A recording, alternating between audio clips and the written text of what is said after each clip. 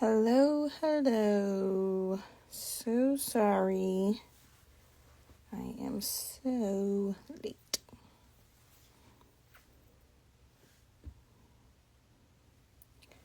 I am gonna attempt to make a gradient, and I'm focusing on like this little circle right here. So I'm thinking I'm gonna put mint in the middle. I'm gonna try to start in the middle and expand out, which is what I intended to do with my last roundy, and then I forgot that was my intention, so I didn't do that, but today I'm gonna. So yeah, I think I'm gonna start with mint in the middle, kind of switch it up a little bit. And I'm choosing the mint because it's the lighter color, which can make a nice little focal point. So I'm just gonna dig in.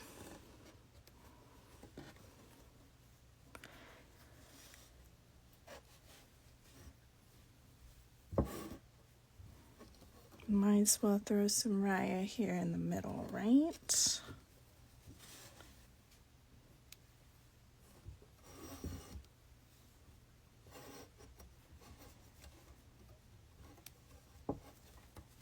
Really not giving too much thought to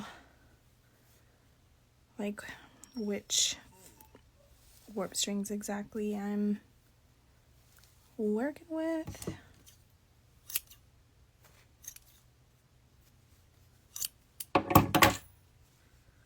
Just crowding that center.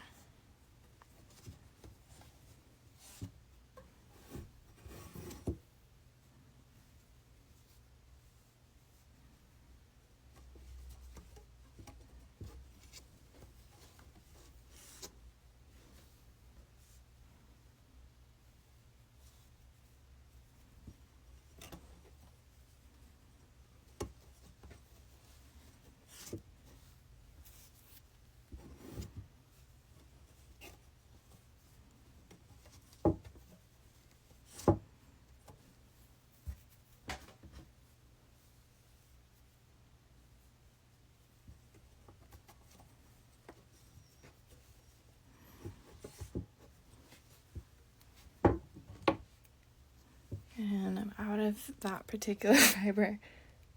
I'm not out of it, but I don't have any more right next to me, so I'm just gonna go ahead and trim it and move on to the next. So why not?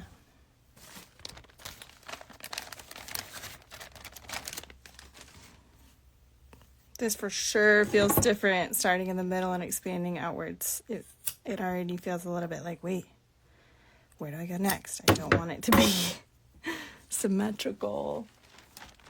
I want it to be, wavy. But there's not like a definitive launching point, Like normally I make my little asymmetrical like blob when I'm working on an edge, but I'm in the middle, so.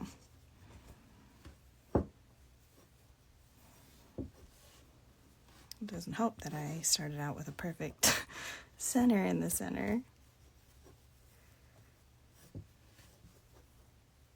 So it's gonna be okay.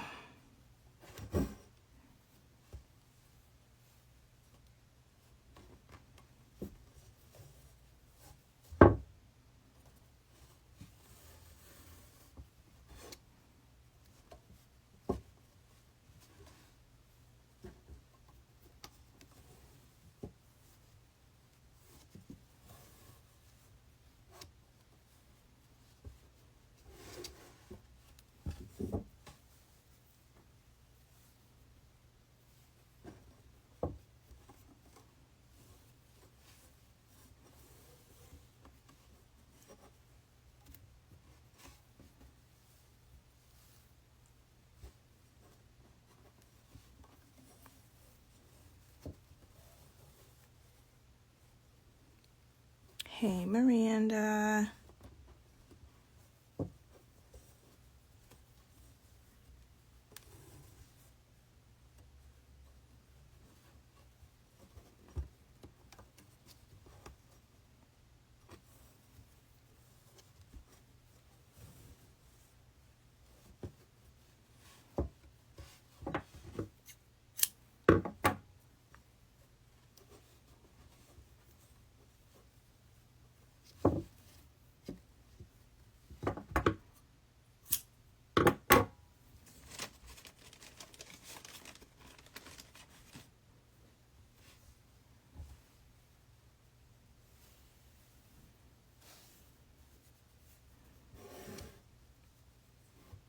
Since you just got here, I am working on a gradient. I'm looking at this weaving, and I'm gonna try to do a gradient of like this little circle right here, like starting out with mint, and then it'll be surrounded by like a little bit of the teal blues, and then the like color greens, and dip into the chartreuses. And the other part of the challenge was to start in the middle versus an edge. So that's what I'm doing.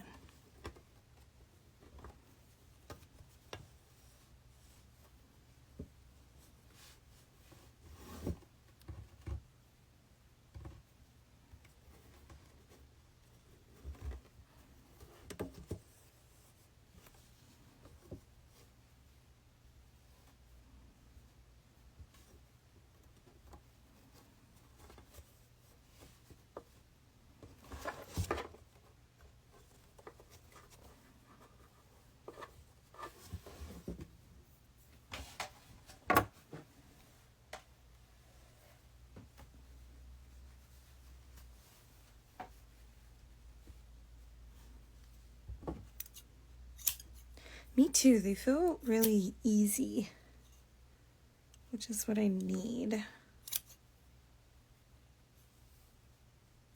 Don't always got to do like a complex color palette that like surprisingly works, you know, even though those are fun challenges. I am reaching for ease, and it is going well. Providing exactly what I'm needing, which is grand.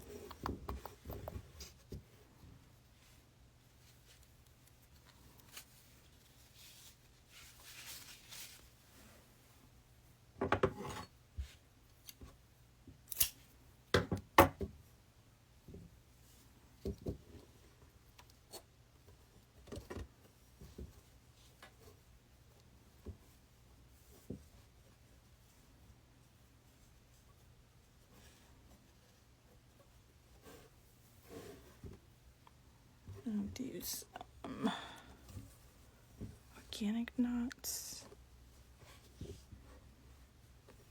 The stitches in weaving with texture. If you're interested in a kind of slowed down-ish explanation. But essentially, random is the name of the game. Kind of alternating between like single stitches of sumac and knots, and sometimes a little bit of tabby.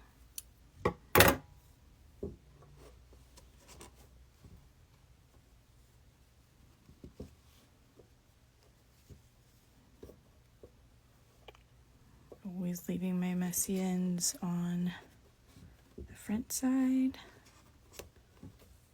Just some easy added texture. Plus, it's one more end that I don't have to tuck in.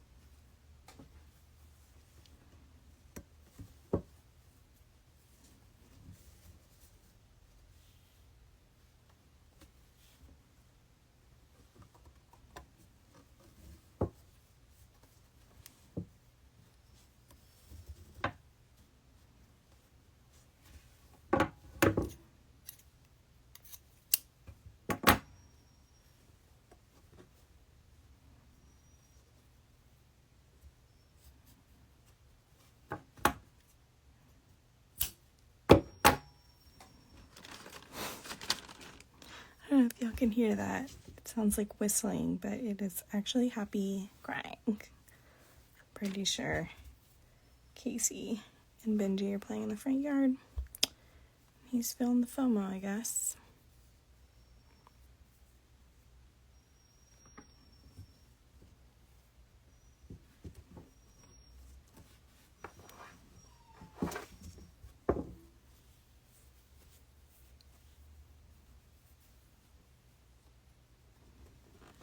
I really like this Melanie roving, but I cannot remember where I got it from, which is really a bummer because I've got it within the last year and I really only have like 2 places that I buy roving, and three, I guess.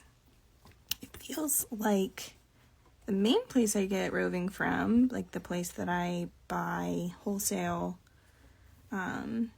to resell on our website, but I can't find the color. Because I'd kind of like to stock it, because it's like, that's it next to the mint. It's pretty different, but it's like soft. It's not like as bright as our like green apple. So maybe one day. Okay, feels like it's time for another rug yarn. But which do I choose?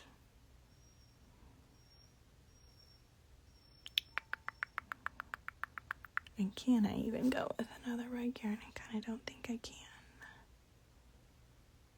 I need to figure out where I'm going next. Okay. This might be headed in yellow territory. And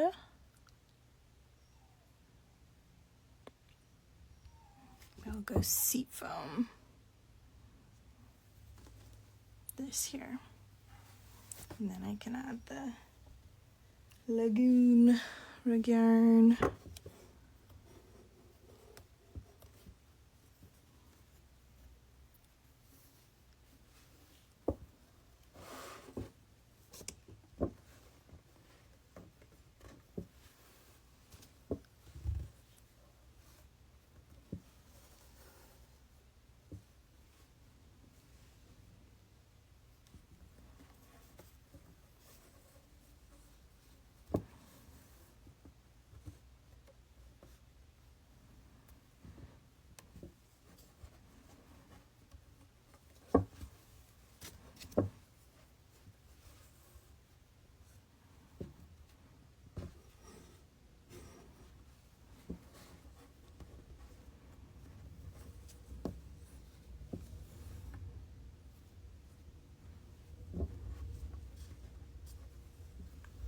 Hey, Lindsay. Hey, Amy.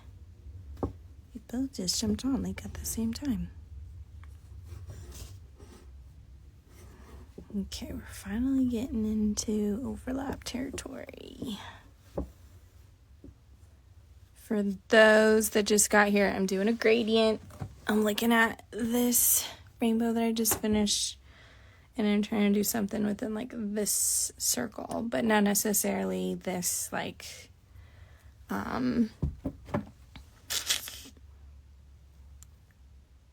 cannot think of what I was just trying to say.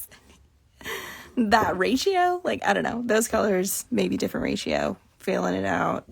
It did start in the middle, which is what I planned to do last week and I forgot, so I did it this time. And it feels very different. Just gotta say, the movement of starting in the middle and expanding out is just really different than like starting from an edge and kind of building around. You're on a rainbow kick, but I love it. Have you sold the other two after the first one sold so fast? I sold the 8-inch one from last week that I like fit inside that big hollowed out one. I have not sold the one that I finished yesterday. but I did get a handful of inquiries, and not everyone has said no yet, so we'll see. Pricing them pretty high. I usually have a formula where I'll calculate based off of the measurements. For roundies, I usually do diameter times 2 or 2.5, but I went like times 3 plus, so which I just realized that's a really silly formula. I should just do like diameter times 4 or something like that. Math.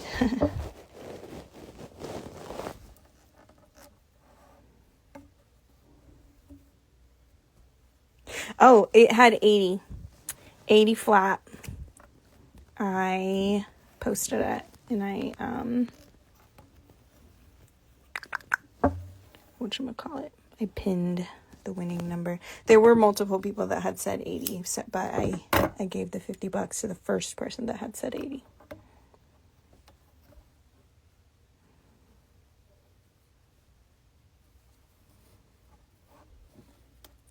Well, it's pretty easy to miss things because I talk a lot. So, okay, got a seafoam going. So let me do like a tiny bit of cyan right here, and then I'll put that lagoon rag yarn. I want to put the lagoon right here, but that's really close to that, and I feel like I need to space it out, so just gonna give it a second.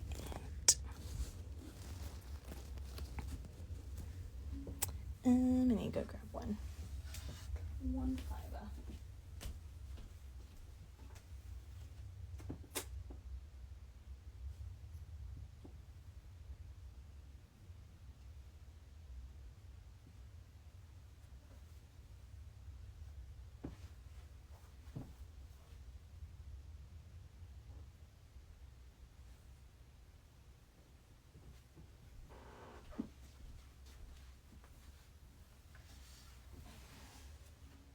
Yeah, that'll work.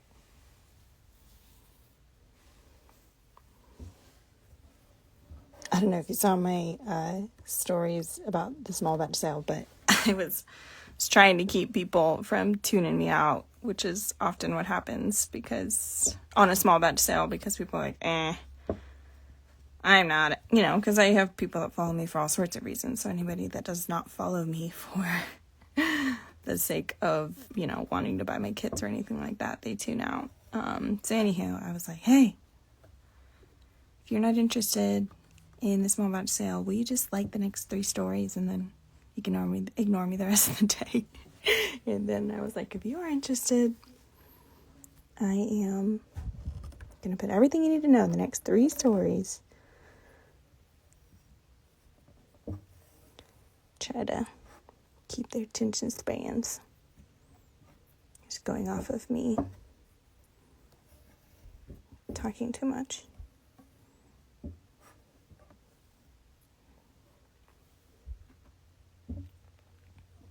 I am excited about tonight's small batch sale. I feel like I don't really have any idea what the demand is going to be. Usually I would have teased things a lot more, but since I just shared the previews, it's hard to know how interested in people are. But we made a ton. We made, there were 12 fiber bundles. All but 2 of those have 3 of each. So that's 27. No. That's 30 plus 34 large fiber bundles. And 30 round weaving kits, and I don't even know how many red yarn packs, but it was so much, maybe my largest drop ever, because I am hoping to not have to sell too much in October. Hoping to just work on 12 days of ASFA stuff, like get ahead on the marketing, obviously make a lot of stuff, and not do a small batch sale, and not do any other releases of anything other than the kit of the month. So that's part of why I made it so huge, is I'll just leave it up if it doesn't all sell, which it probably won't. And also hopefully we do great at Pinners next week, which is next week. It is 8 days away. But really it feels like it's like 5 days away because we leave Wednesday. That's 7 days. No, that's 6 days away. Okay.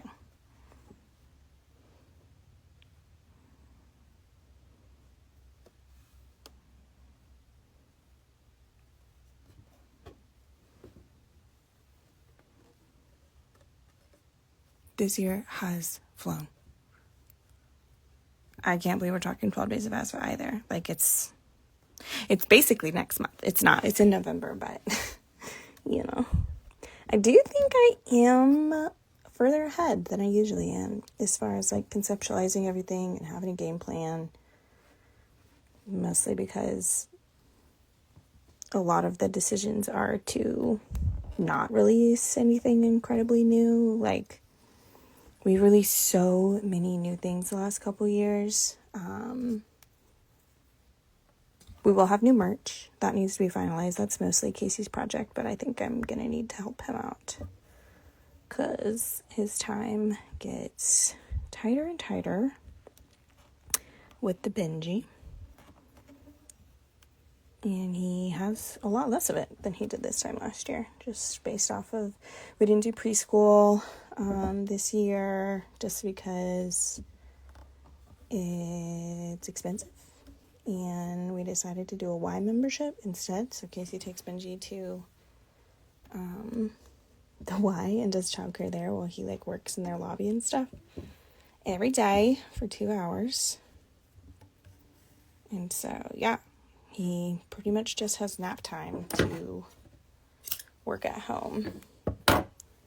And I think he probably does like 75% of the like balling of yarn at the Y. But nap time is the only time he can like pack orders and stuff. That is part of why our shipping times have not been the best. Ooh, you know what I just remembered? My phone's gonna die. Let me grab my charger.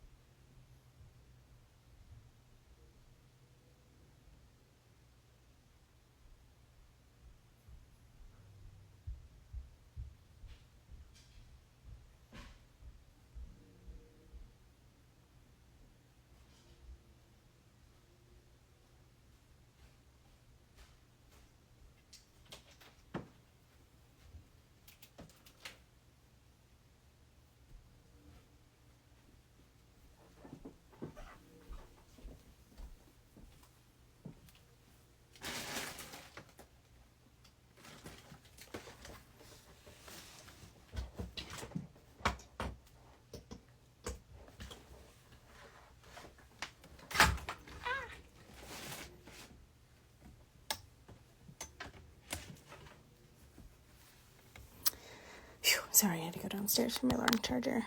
Can't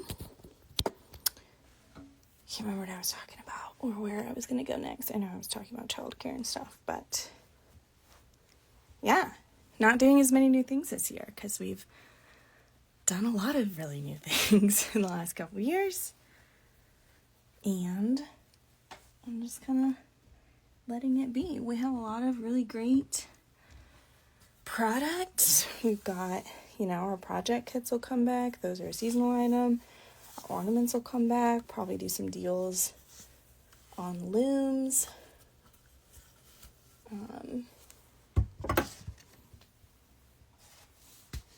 I was going to release weaving around some more. I think we're going here. No, we're not, because that's another rope. And I just did a rope. We'll come back to that.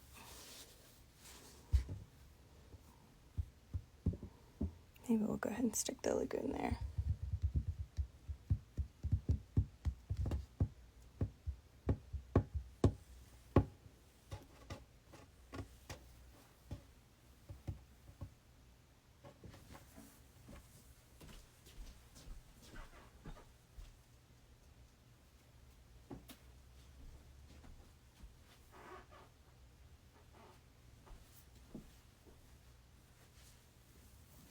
Sorry, change my mind again. This one and then the lagoon.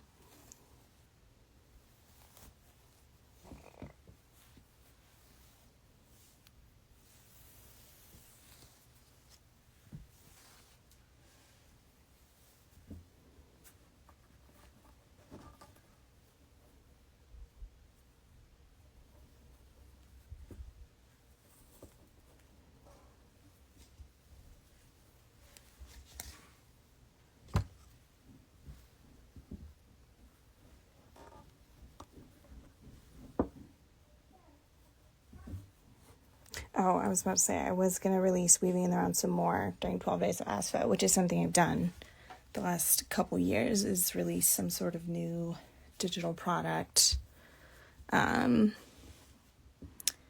day one. But even though it's still a ways away, with all of the stuff that happened in August, I was like, it's going to end up rushed. Just knowing everything that I had. So I'm going to wait until the new year.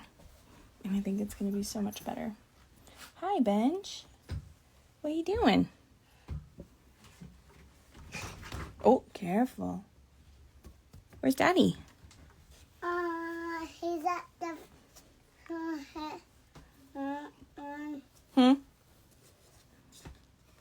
Where's Daddy? Is he right out there? No. Is he outside? Yeah. Oh, does he know you're inside? Yeah. Oh, are you sure? Me outside. He knows that you're inside? He knows. I kind of bet that's not true. Oh, no. I know his voice kills me, and he... What's him? Huh? What's him name? I'm not... He's like, what's his name? Like, who are you talking to? What's your name? The internet's just the internet. No. Oh, don't pull that. What is that? Yes, he's up here. Okay. Bye, love you. No. No?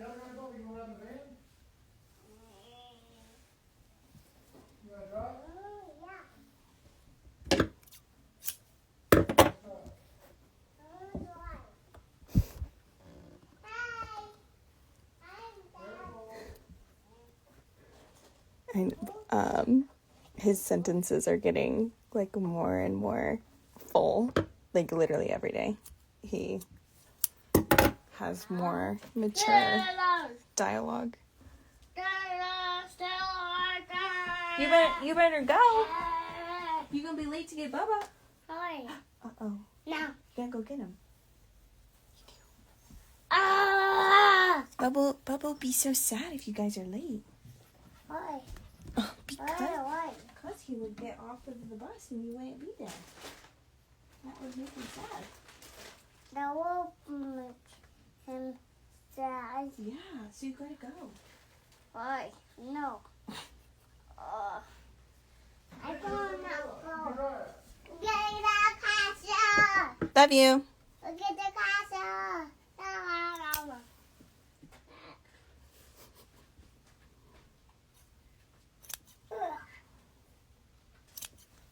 Get the castle. You built a castle? Whoa. We ran. Will they do that, Mom? Oh, a castle. Oh. Come on, man. We have to get Bubba.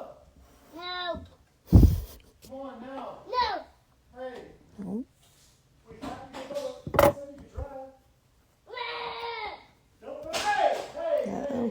realized the right thing was downstairs.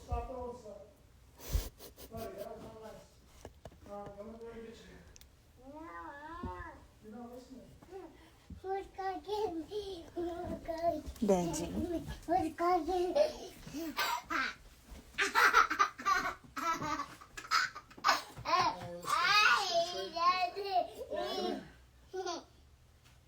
Love you.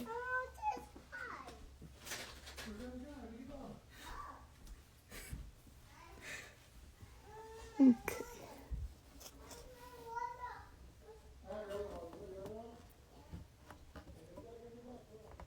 That's every day with Benji's anchor.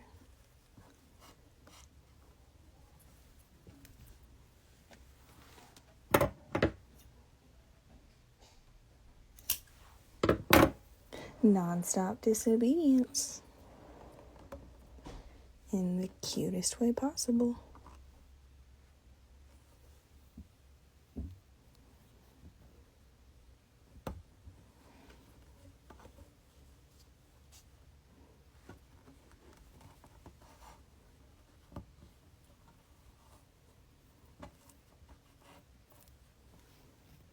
I've always joked that Louis is a contrarian, but Benji is truly a contrarian. Maybe they both are, but Benji feels like he has caught it earlier and will be an even more extreme contrarian. Not necessarily, obstinate to the nth degree, but just pretty aware of what you want him to do or think or feel, and gonna run the other way.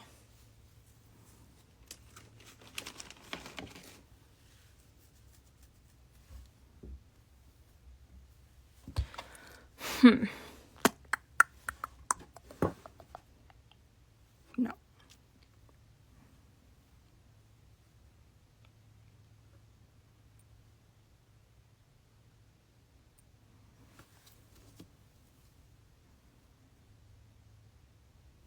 Yeah.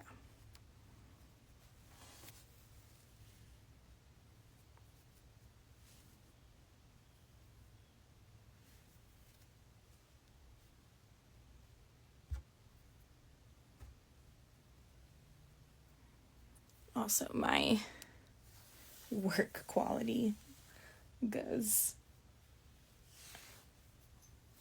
way down this time of day. Blessings and curses of working from home, A blessing that I get to be around them all the time, and not a curse, that's too strong of a word, but inconvenience to, have few hours of the day where it's just quiet and I'm by myself and can think clearly.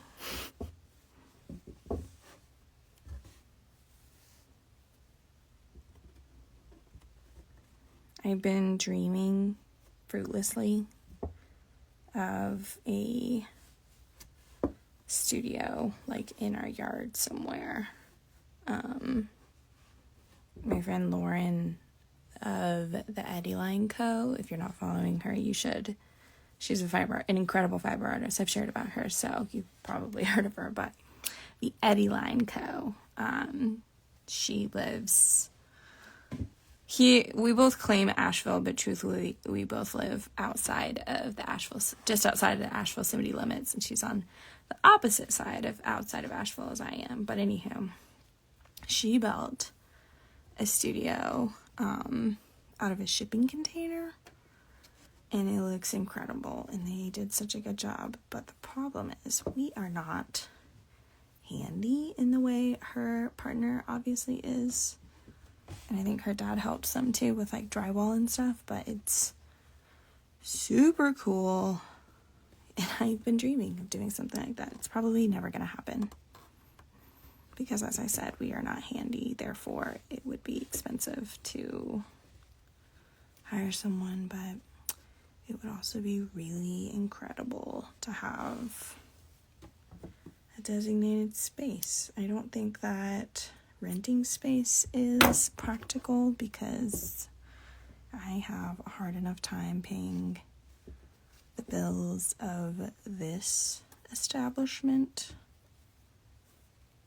But building a structure that is maybe just like, well, it's basically what I have in this room, you know? Like, it's not storage or anything like that. It's just where I weave and make all the things. And then I could have just a tiny bit of a barrier.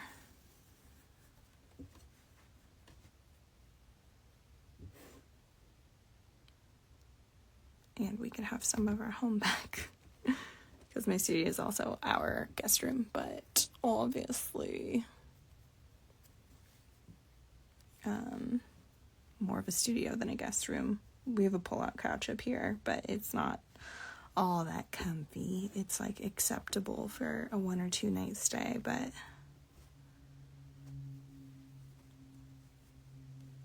if you are a person that, you know, is gonna have discomfort when sleeping on a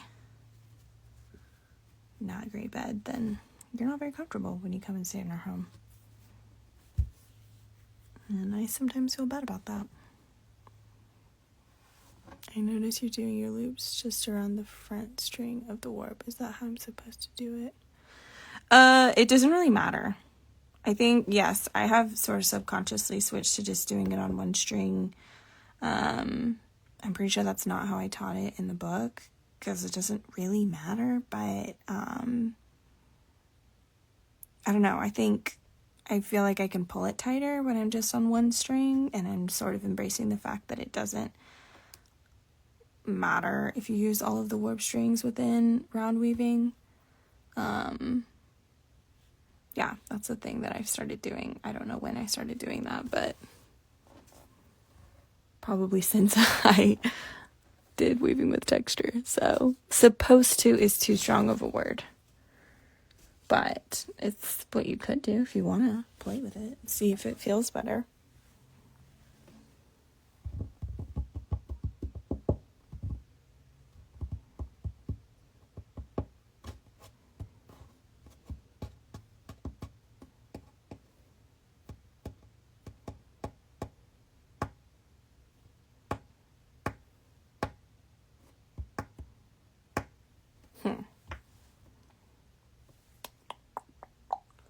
Overthinking. Maybe olive rug yarn. Let's find some.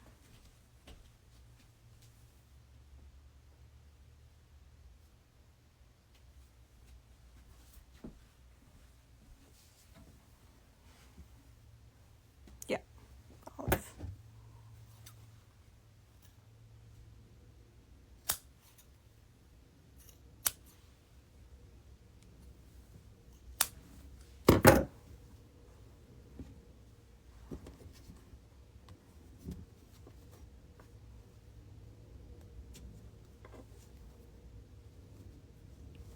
There's a lot of little like tidbits that I could share about things like that. Like when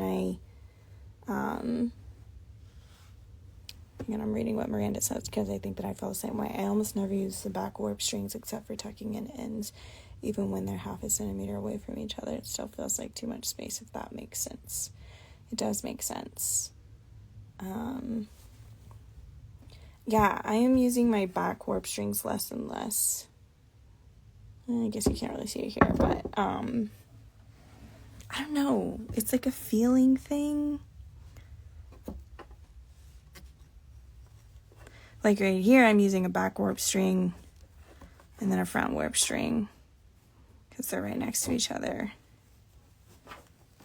And that feels good for a raya, not with some rug yarn, you know. I don't want the left side of this to over, I want it to be over here a little more, so I'm going to go one over. When I'm doing like roving bubbles, I typically use the back warp strings because, you know, those are like tighter.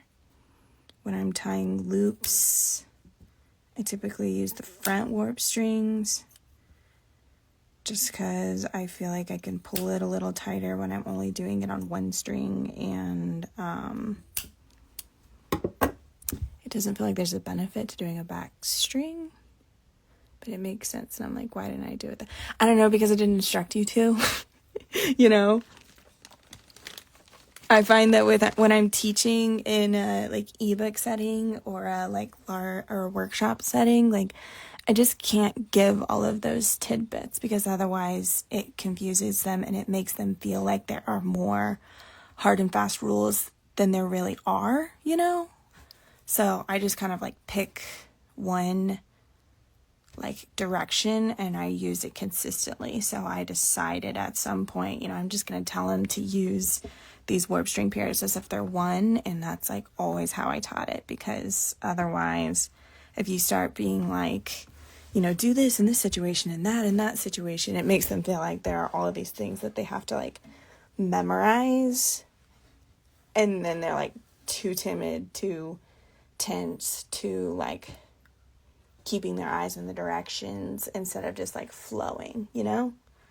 So yeah, sometimes I like change my mind on things and I start doing things a little different within my own work, and I don't tell people until we're in a moment like this where you noticed, and I'm like, oh, I can explain it because you're seasoned now, and I think that you can receive that, you know, guidance. And believe me when I say that, like, it doesn't matter. It's just a personal preference. Your weaving is not going to fall apart, and you should not obsess over this, like, new option. So, there you have it.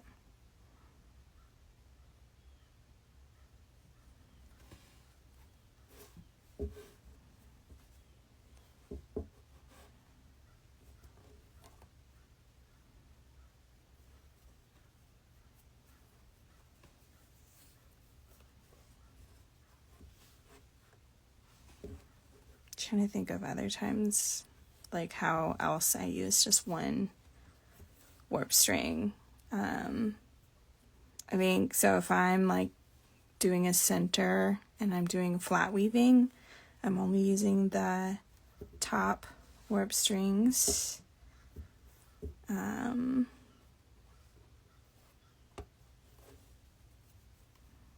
What else? If I was doing sumac, I would probably just use both because it feels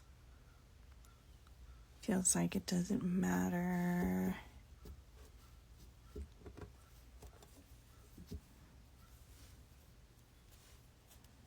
Organic knots, I think I still use both because there's a lot of tugging there, and I just feel safer using both typically, unless I'm at a like turnaround point, then I might just use one to ensure that I have that like close connection, you know, if I did something right next to it, so that there's not a gap.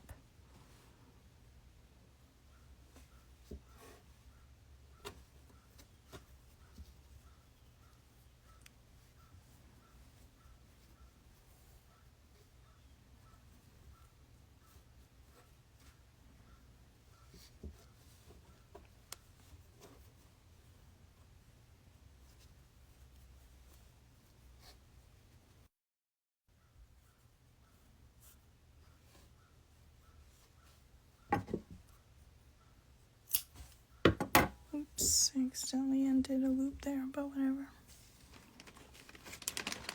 Hey, Casey Fowler.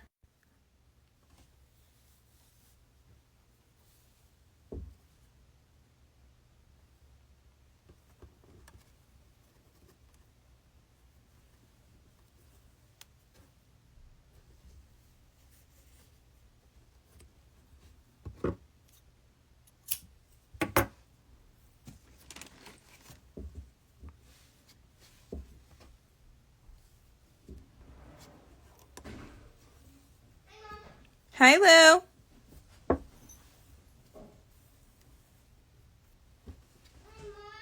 Hey, Bench.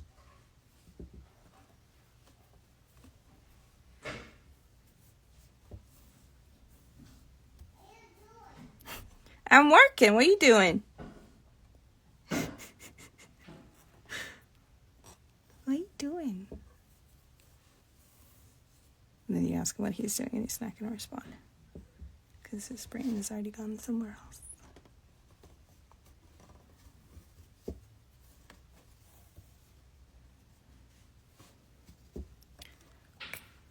This color combo is so pretty. I'm normally into orange, red, pink, and purple. Yes, I think I naturally, the first gradient section that I started on, I did that reds, pinks, purples. So this one felt a little more challenging. And see, now I've switched to doing each of these warp strings, and it's because I'm trying to do a little bleep and make it come up a little more.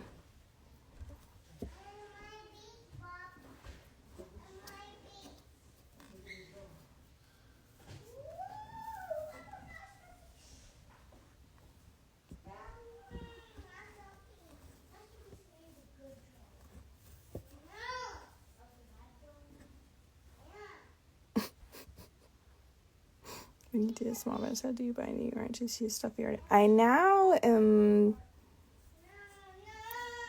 I don't buy new yarn for specific color palettes for the most part, but because we buy. Our garage is a warehouse of fiber. I also have a crawl space up here that is an extension of that warehouse. I'll take a picture and show you all of the boxes that I have pulled out right now. But yeah, because we buy wholesale, we have to buy a certain amount of each, right? So it's a lot of those leftovers. Because when I order from Albrigo, I have to order 5. If I'm ordering Rasta, I have to buy it in bags of 5. Or if I'm doing worsted or chunky and stuff, those come in bags of 10. And we use, for the Rasta, we will use 10 for a kit of the month. But for the worsted, we might only use 8. So, I'll have 2 skeins left over, and that'll go in the box of stuff that I'm going to use for the next small batch sale. Or, sometimes I have a lot of fibers that I just like to keep on hand for my own personal use. So I will buy them wholesale so that I'm saving money, per unit. It's tricky. Once you start buying wholesale, it's really hard to buy from regular yarn stores because it's literally 50%. So it hurts my heart to buy 1 or 2 skeins from a yarn store, for $40, $20 each, when I could buy a bag of 5 for just $60, and then I can try to make money off of the rest of them. So I get in that conundrum a lot, and that stuff gets used towards the small batch sale. But we're pretty much never out of yarn, ever. I'm never oh no. Yes, girl math. Yeah, that's where the air quotes were coming from. It's because I get into the girl math trap a lot. Overthinking. I think I'm gonna go.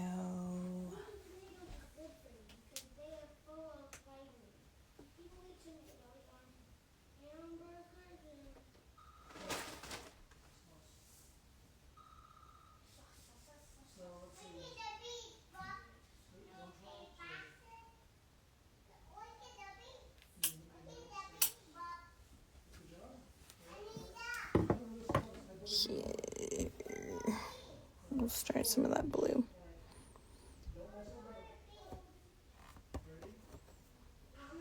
Yes, wouldn't that make it hard to buy it full price from someone else after that? So, yeah. That's what I'll do a lot, is I'll, buy a bag of a color that I want, and then I'll use, or, you know, like put some in my personal stash, put some in the small batch sale stash. And, you know, of course, there's like order minimums. So you have to buy a certain amount. You have to buy it in the bags, you know, 5 of each or 10 of each. But then you also have to spend like $500 at a time minimum. Different companies have different minimums. But $500 is the typical to get your like discount. And so, yeah, sometimes I'm just adding things to reach my order minimum. So I'll add things for personal use. And small batch sale stuff. Do these brands ever have like a big splash new color collection, or do they just add new ones randomly?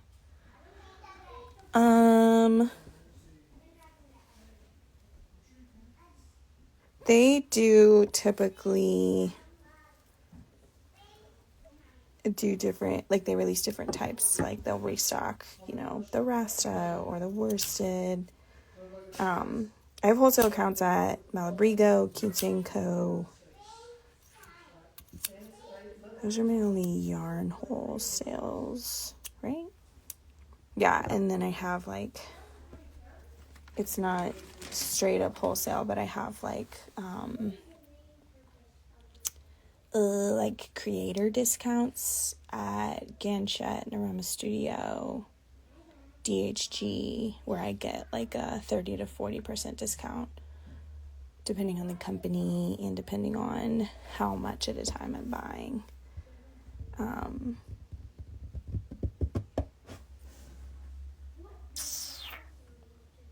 Sorry, now I'm thinking of what color to do next. I keep referencing that weaving, but I also need some rope.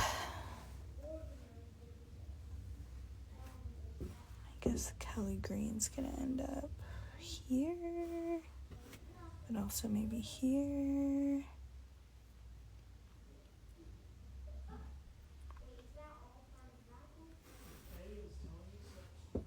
Chartreuse here. Yeah, chartreuse here. Kelly Green here. Let's just keep going down the yellow train right here. That makes sense. Go with this rope.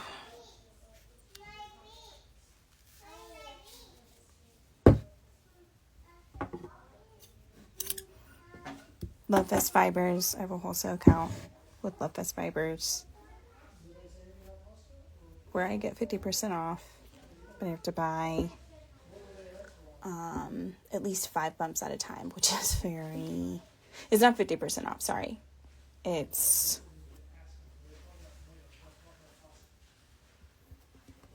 a good discount though. I'm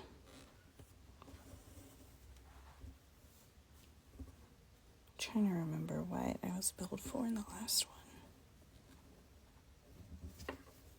one.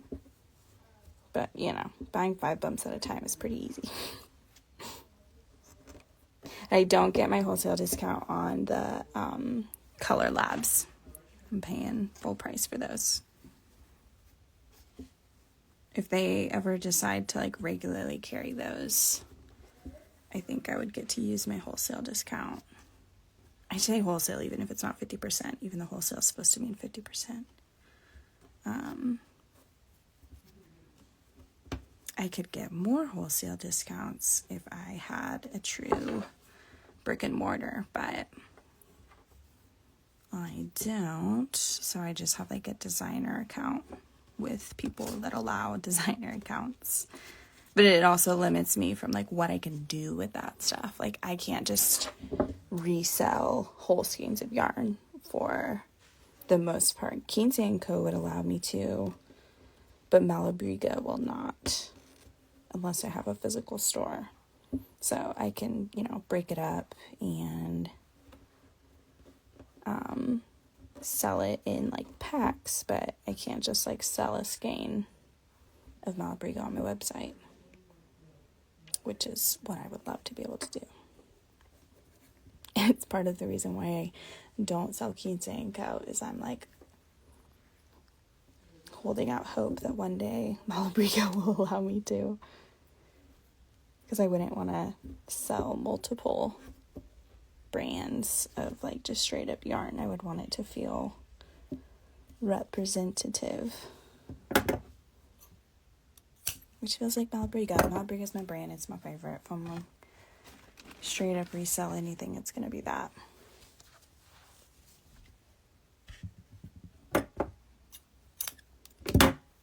We're basically a chop shop for fiber. Benj?